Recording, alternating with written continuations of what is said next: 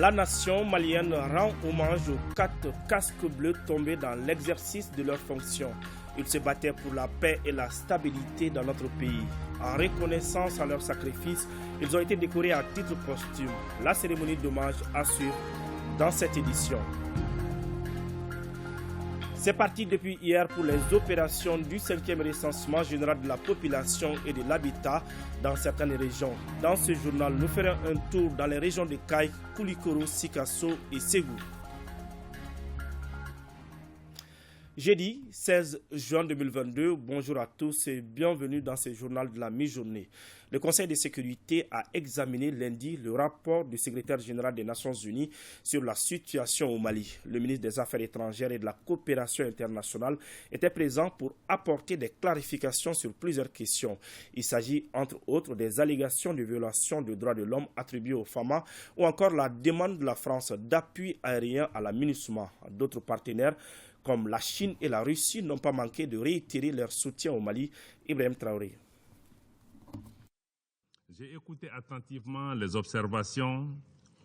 Le chef de la diplomatie malienne s'est exprimé pendant 26 minutes devant les membres du Conseil de sécurité de l'ONU. Sur la situation sécuritaire, le ministre des Affaires étrangères et de la coopération internationale s'est glorifié de la montée en puissance des forces armées maliennes.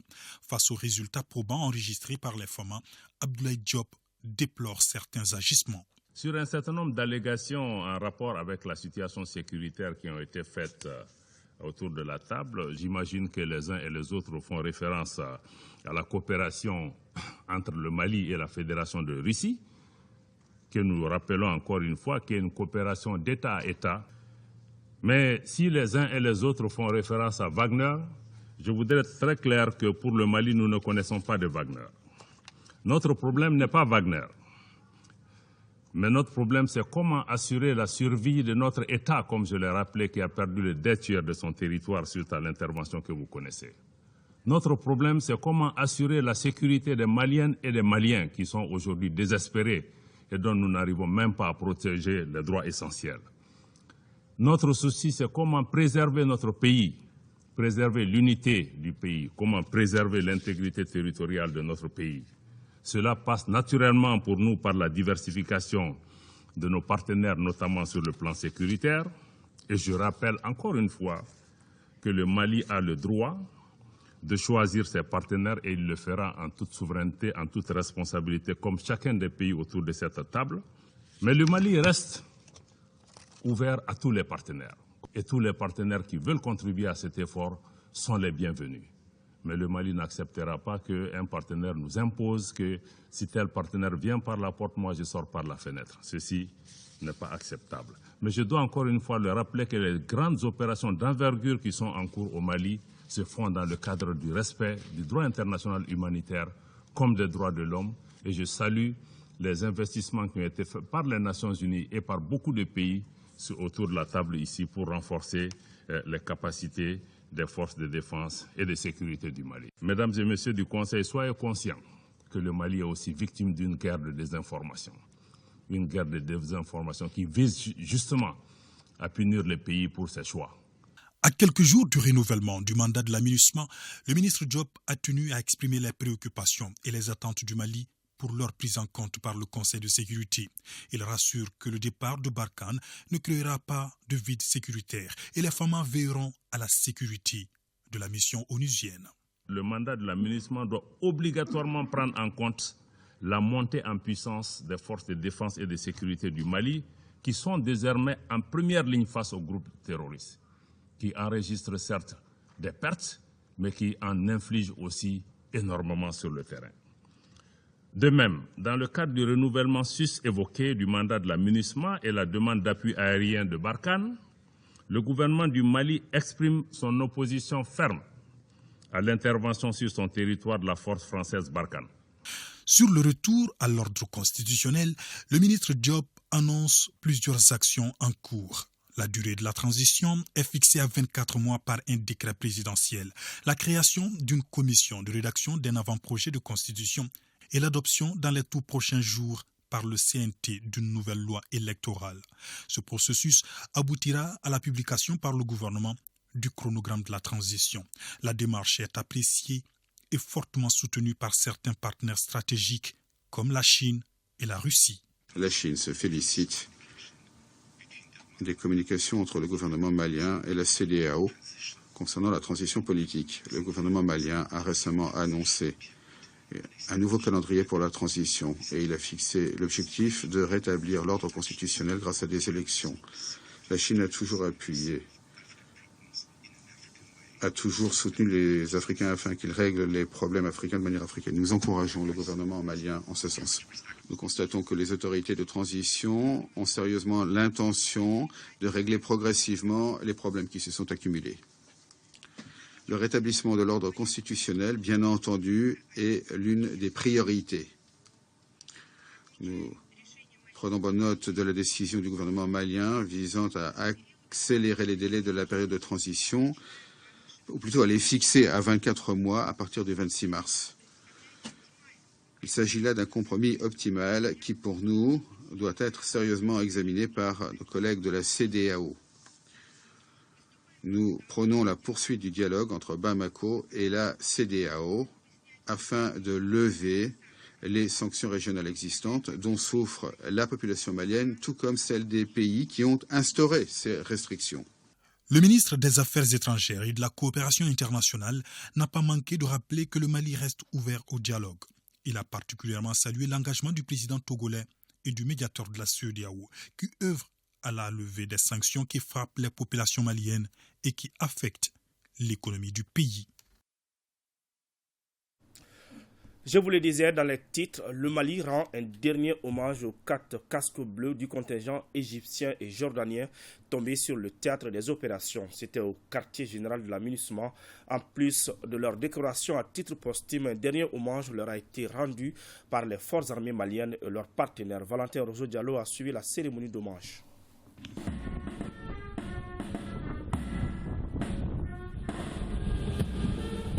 Place d'armes de la force de la MINUSMA. Les 4 dépouilles viennent d'être installées devant l'assistance par le contingent béninois. Un hommage leur est rendu devant le regard attristé de leurs frères d'armes de la force. Dans les cercueils, 2 Égyptiens tués le 3 juin par un engin explosif improvisé à Mopti et 2 Jordaniens. L'un est tué au cours d'une attaque le 1er juin à Kidal et l'autre a trouvé la mort suite à un incident à Gao. Ils ont reçu la médaille des Nations Unies décernée par le commandant adjoint de la force de la MINUSMA et la médaille du mérite national avec effigie lion debout à titre posthume et étranger, décernée par le chef d'état-major général adjoint des armées. Des soldats qualifiés de courageux par la MINUSMA après un dépôt de gerbes de la représentante spéciale adjointe du secrétaire général des Nations Unies au monument de la MINUSMA. Nos 4 vaillants soldats qui n'avaient que 21, 29, 31 et 42 ans étaient déployés à Mopti et Gao et ont servi dans des circonstances extrêmement difficiles. Leurs camarades les décrivent comme déterminés, solidaires et inspirants. Ils ont souvent accompagné les convois logistiques sur des routes les plus difficiles et dangereuses. Je m'incline devant la mémoire de ces 4 soldats aguerris avec la reconnaissance et le respect dû à ceux qui ont fait l'ultime sacrifice de leur vie au nom d'un engagement envers une valeur universelle, la paix. Après la cérémonie aux morts, les dépouilles ont été ramenées en attendant d'être rapatriées dans leurs pays respectifs.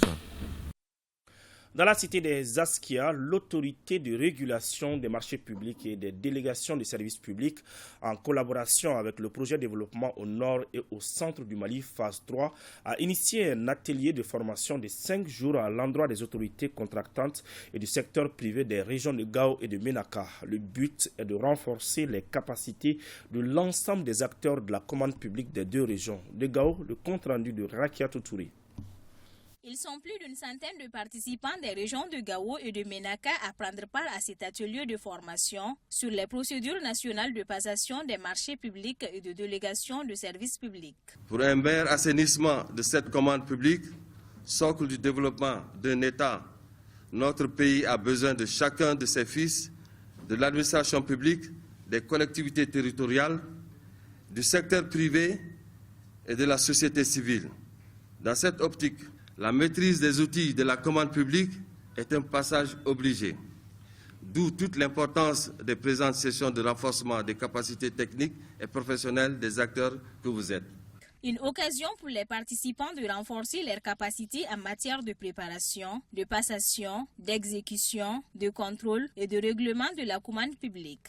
L'année dernière, seulement 6680 marchés ont été passés par l'ensemble des autorités contractantes pour un montant de plus de 630 milliards de francs CFA. À cet effet, je demande à l'ensemble des acteurs que vous êtes d'être très assidus et attentifs lors de différentes présentations des experts afin de mieux maîtriser les textes des marchés publics, gage d'une bonne gouvernance en matière de marchés publics. En notre qualité de responsable du développement local, d'autorité politique, ces sessions sont bien indiquées pour renforcer nos capacités à mieux accomplir notre mission. Cette session de formation qui durera 5 jours mettra l'accent sur le libre accès à la commande publique, l'égalité de traitement des candidats, ainsi que la reconnaissance mutuelle, la transparence des procédures, l'économie et l'efficacité du processus d'acquisition. Lancement dans la région de San des activités de la quinzaine de l'environnement. Les thèmes de cette 23e édition sont une seule terre et se relever ensemble de la sécheresse. Les activités sont menées par la direction régionale de l'assainissement, du contrôle des pollutions et des nuisances de sang en partenariat avec celle des eaux et forêts. Compte rendu Drissa Koni. Comme partout au Mali, la région des San n'échappe pas à la problématique environnementale caractérisée par des conditions climatiques défavorables. C'est pourquoi les activités de cette 23e édition de la quinzaine de l'environnement qui vient d'être lancée à San sont axées sur la régénération du couvert végétal et l'assainissement de la ville de San. Nous prévoyons quand même de planter au moins 1000 arbres. Et aussi, nous avons prévu une campagne de sensibilisation. La remise des kits d'assainissement et d'hygiène aux associations et écoles de sang, le premier coup de pelle du curage des caniveaux et la plantation du premier arbre par le gouverneur des régions sont les temps forts de cette journée. Au nom de tous les partenaires techniques et financiers, nous réaffirmons notre engagement à accompagner la région de San vers l'atteinte des objectifs de développement durable dans le domaine de l'environnement et à œuvrer pour la consolidation de la paix, gage de tout développement pour le bien-être de nos populations. Il faut que chacun s'implique dans la gestion de l'environnement. L'environnement, ce n'est pas la mairie, ce n'est pas le préfet, ce n'est pas le gouverneur, c'est nous tous. Ça nous concerne tous. Tant que nous avons un environnement bien assaini, nous allons vivre en paix et en bonne santé.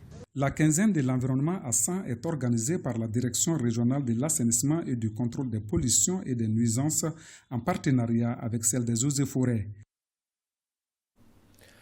Ouvrons la fenêtre du lancement officiel du 5e recensement général de la population et de l'habitat dans les régions Akulikoro et Sikasso. Le temps a été donné par les différents chefs de l'exécutif, Jules Samou Sissoko et Moustapha Doumbia. Il était 10 heures quand la forte équipe de recensement général de la population et de l'habitat, RGPH 5, arrivait à la résidence du gouverneur de la région de Koulikoro, le colonel Lamine Kapori Sanogo, pour le renseigner et la première personne à Koulikoro. C'est donc le lancement officiel de la 5e édition du RGPH dans la région. Cette opération d'envergure porte sur le dénombrement de tous les ménages sur l'ensemble du territoire national. Pour cette opération au niveau de la région, nous avons mobilisé 6628 agents et répartis en 974 chefs d'équipe pour 148 contrôleurs TIC, 7 superviseurs locaux, 10 superviseurs nationaux, 3 coordinateurs régionaux et puis un président de la coordination régionale qui est le gouverneur. Je demande aux équipes d'être très assidues, d'être très correctes, d'être ponctuelles, d'être soudées. Parce que quand on dit une équipe, vous devrez être soudés. La particularité du recensement RGPH 5, c'est que c'est destiné aux diplômés sans emploi. Le chef de l'exécutif régional, le colonel Lamine Kapori Sanogo, a décliné toute l'importance que l'État accorde au RGPH 5. L'État, dans le cadre du recensement général de la population et de l'habitat, 5e édition, a engagé beaucoup de moyens. Des dizaines de milliards de francs CFA ont été entièrement financés sur le budget national pour justement connaître le nombre de la population, de l'habitat et des réalisations. Ces données permettront bien sûr à l'État de savoir quels sont réellement les besoins des populations, savoir qu'est-ce qui a été fait pour les populations, qu'est-ce qui est en cours d'être fait et qu'est-ce qui attend d'être fait pour le bien-être des populations. Je demande à l'ensemble de la population de Koulikoro de s'investir pour que cette mission soit une réussite. Après le lancement officiel, les équipes se sont rendues au domicile du chef de village de Koulikoro, Djibril Diarra, et chez Ibrahima Fofana, le chef des Somono de la cité de Meguitan, pour le même exercice. C'est l'enregistrement du chef de quartier de Médine, coordinateur régional des chefs de village et des quartiers, qui marque le lancement de la phase active du recensement général de la population et de l'habitat à Sigasso. Cette phase, appelée dénombrement, doit durer environ 3 semaines et mobilise 5 908 agents recenseurs, 789 chefs d'équipe et 128 contrôleurs des technologies de l'information et de la communication pour les régions de Bougouni, Koutiala et Sigasso. C'est un dénombrement qui va se faire avec des tablettes. Les agents vont collecter les informations avec des tablettes qui vont envoyer directement au serveur. Ça va nous permettre de minimiser les erreurs et ça va nous permettre de gagner du temps dans le traitement, l'analyse et la diffusion des données. En prélude au lancement de l'opération, le gouverneur de la région de Sigasso a initié une rencontre d'information et de sensibilisation sur l'évolution des activités préparatoires du recensement et son importance.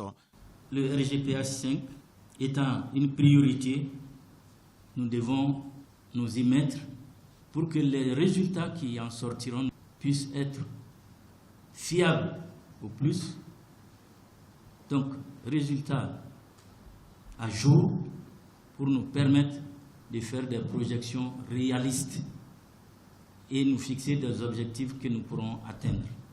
On note la présence des autorités politiques et traditionnelles, des groupements de femmes et de jeunes, ainsi que de toutes les couches sociales, à la rencontre d'information et de sensibilisation et au lancement de la phase de dénombrement du RGPH 5.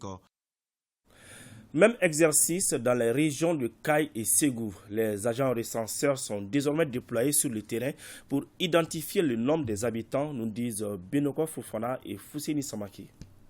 La région de Kayes n'est pas restée en marge pour le lancement des travaux du dénombrement du 5e recensement général de la population et de l'habitat. Organisé par l'Institut national de la statistique, cet exercice reste l'une des priorités du gouvernement car il permet aux gouvernants de disposer des bases de données sur la population. L'un des points particuliers de ce 5e recensement général de la population et de l'habitat est la numérisation des données. Ce 5e recensement général de la population et de l'habitat, c'est la plus grosse opération statistique organisée chaque 10 ans. Les 4 recensements passés, c'était avec les supports papier. Pour ce recensement, le nombre d'agents au niveau de la région de Kayes, c'est plus de 3000 agents qui sont déployés à travers toute la région. Ici, dans la cité des Rails, pour le lancement des travaux, le chef de l'exécutif régional fut la première personne à être recensée. Il a mis à profit ce lancement pour inviter les Kayesiens à la patience et à la disponibilité afin que cette activité soit une réussite. Je demande à la population d'être disponible